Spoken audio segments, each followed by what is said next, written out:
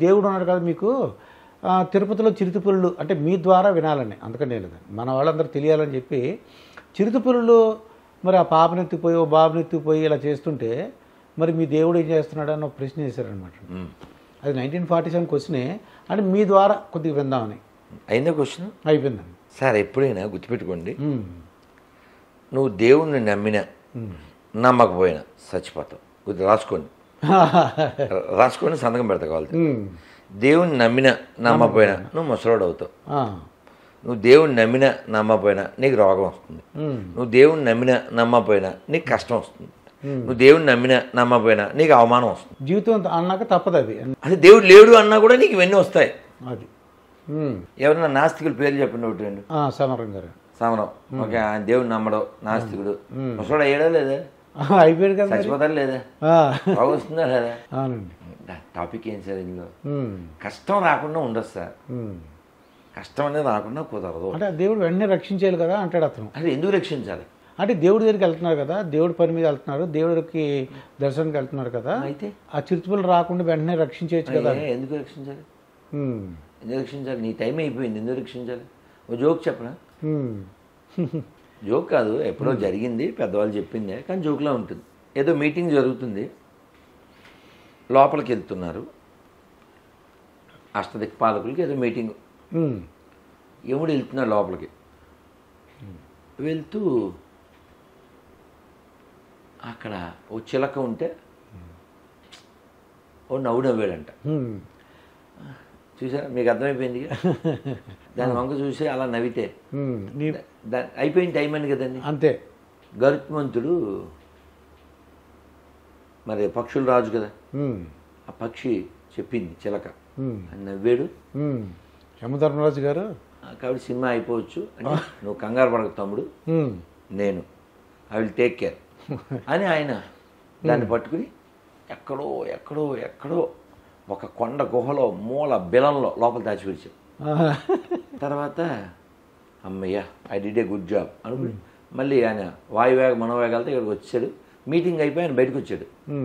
ఇందాక మీరు నవ్వారు ఎందుకు అని అడిగాడు ఈయన. అదే నేను ఇది ఇక్కడ ఉంది కదా, ఇక్కడ నుంచి కొన్ని లక్షల మైళ్ళ దూరంలో ఓ పిల్లికి ఇది ఎలా ఆహారం అవుతుందని ఆలోచిస్తున్నాను, అయిపోయి ఉంటుంది బయటకు అన్నాడు.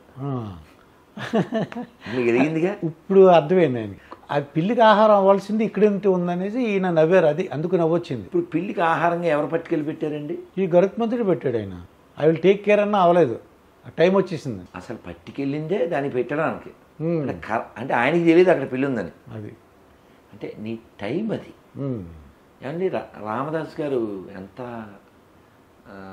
మంచి గుడి కట్టి రాములు గారు ప్రతిష్ఠ చేసి ఆయన మీద ఎన్నో కీర్తనలు రాసి బోల్డ్ అవమానాలు పొంది ఇన్ని చేస్తే 12 ఏళ్ళు రోజు పావు సేరు జొన్న గింజలు జొన్న పిండి పావు సేరు ఉప్పు ఇచ్చేవాడు. రోజు పావు సేరు ఉప్పు, ఈ రెండు కలిపి వంట చేసేవాడండి. పావు సేరు ఉప్పు వేస్తారా? అది పావు సేరు పిండికి రాముడి వారికి అదే నైవేద్యం పెట్టి అది తినేసేవాడంట. తెలిసి వెళ్ళారు గోల్కొండ? చూసాను. వెళ్ళకపోతే వెళ్ళండి, నేను వెళ్ళాను. పెద్దది యాక్చువల్గా వాడు తానీష్, అది స్టోర్ హౌస్, అది బియ్యం బస్తాలు అవి పెట్టుకునేవాడు. ఈయన్ని శిక్షించడం కోసం దాన్నే జైల్లో పెట్టాడు. మీకు తెలుసుగా అక్కడికి వెళ్తే ఆ ఎత్తుగా మెట్లుంటే అబ్బా ఆ గట్టు మీద రాముల వారిని గోడకే చెక్కుకుని ఆయనకే మొక్కుకుని దెబ్బలు తిని ఎన్నో అవమానాలు. ఎన్నాళ్ళు? 12 ఏళ్ళు. మనమైతే ఎప్పుడో పార్టీ మార్చేస్తాం లేదా బాడీ మార్చేస్తాం. అవునండి. అవునా? అవును. మరి రామదాస్ గారు లేదు, అలా నిలబడి ఉన్నాడండి ఆయన. అది ఏదో మధ్యలో కొంచెం పెయిన్ వచ్చి నీ బాబు సమ్మ నీ మామగారు సమ్మ ఏదో డైలాగులు వేసాడు. వేసి మళ్ళీ అమ్మ కొంచెం నువ్వన్నా చెప్పమ్మా మీ ఆయనకి అని అలా రాముడినే నమ్మి నమ్మి ఉన్నాడు. అందుకే మాట్లాడుతున్నావు. అవును. పార్టీ మార్చితే మాట్లాడదాం గొర్రెలాగా. అవును. రీసెంట్గా రామ మందిరం కట్టారు. ఏమంటారంటే వీళ్ళంటే చాలా మంది, కొంతమంది అంటే మోడీకి ఎగ్నెస్ట్ ఉన్నవాళ్ళు. ఒక వ్యక్తికి ఎగ్నెస్ట్గా ఉండడం వేరు, ఒక దేశానికి ధర్మానికి వ్యతిరేకంగా ఉండడం వేరు. వీళ్ళెవరు? కానీ ఇప్పుడు వాడికి ఆకలిస్తుందండి, మీరు అన్నం పెడుతున్నారు సార్, వీడు కామెడీ చేస్తాడు, ఈ దుర్గాప్రసాద్ బిల్డప్ కోసం పెడుతున్నాడు అంటాడు. ఈడేం పెట్టాడు, పనికి మాట్లాడు, ఇటు గ్లాసు నీళ్ళు ఎవడు, ఫ్రీ కదా కామెంట్, బెవర్స్ ఎంత చెప్పాడు కదా, బెవర్స్ కామెంట్ అంతే. అది ఆయన అన్నం పెడుతున్నాడుగా, పోని ఫోటోకే పెట్టాడు, ఫోటో కోసమే పెట్టాడు. అయితే అన్నం పెట్టాడు, వాడు ఆకలి తెచ్చాడా, ఈడ ఏ నీళ్ళు కూడా ఎవడో కామెడీ చేస్తాడు. అది మీకు అర్థమై ఉండాలి. ఇంకా చెప్పనా, మీ క్వశ్చన్ చెప్పండి. పోనీ ఇప్పుడు అది నాకు అర్థమైంది. అమ్మ పెట్టదో అడుక్కొని ఉదయం, అది అనమాట ఆ బ్యాచ్. అది వాడు గుడి కడతాడా, పోనీ మీకు అర్థమయ్యేలా చెప్తా. మీ క్వశ్చన్ వినకుండా మాట్లాడే, గమనించారా? కొద్ది చెప్పిన వెంటనే మీకు అర్థమైపోయింది. గమనించారా? అవును. అంటే మొత్తం బియ్యం అంతా అన్ని మెతుకులు లెక్కాలండి, అన్ని మెతుకులు పెంచగల ఒక మెతుకు చాలుగా. అఖిలేష్ యాదవ్ అని అక్కడ మాజీ సీఎం, యూపీ, అతను అయోధ్య రామ మందిరం అయిన తర్వాత అక్కడ ఆ పార్టీలు భేదం లేకుండా అందరూ దండం పెట్టుకున్నారు రాముల వారికి. వీడు వెళ్ళకపోతే ఆ అసెంబ్లీలో ఎవరో క్వశ్చన్ చేశారు, మీరు వెళ్ళలేదా దండం పెట్టుకోవడానికి అని.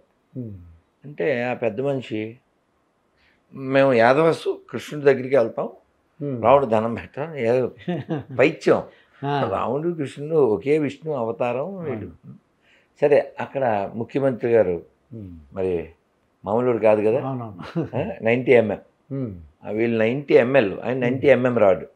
ఆయన చెప్పాడు, అవును వీడు కృష్ణ భక్తుడైతే అక్కడ మధురలో వీడు అధికారంలో ఉన్నప్పుడు గుడికి ఏమైనా చేసి ఉండాలి కదా, ఏది చేయలేదు.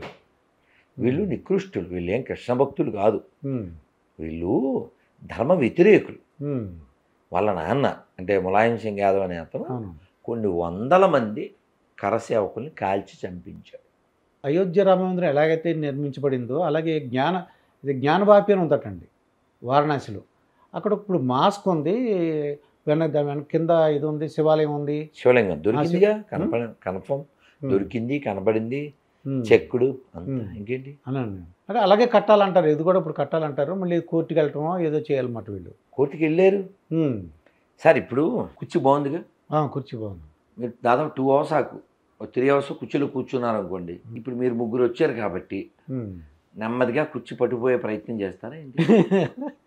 చేస్తారా? అది చేయం కదండి. ఒకవేళ ఆయన అదేంటండి అంటే, ఏంటి మేము 3 hours నుంచి కూర్చున్నాం మాదే అని అన్నారనుకోండి, ఆ ఇంటి ఆయన తన బలం చూపించాలి వద్దా?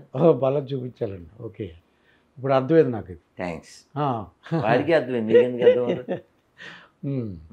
ఇంకేంటి? నాకు ఒక ధర్మ సందేహం ఉందండి. దేవుడు ఉన్నారు అంటుంటారు కదా, ఉన్నారు, ఆయనకి చాలా మహిమలు ఉన్నాయి అంటే చాలామంది అనుకునే విషయాలు మాట్లాడండి. నేను మీకు మీ దృష్టి తెచ్చి మీరు ఏం చెప్తారని నేను చెప్తున్నాను.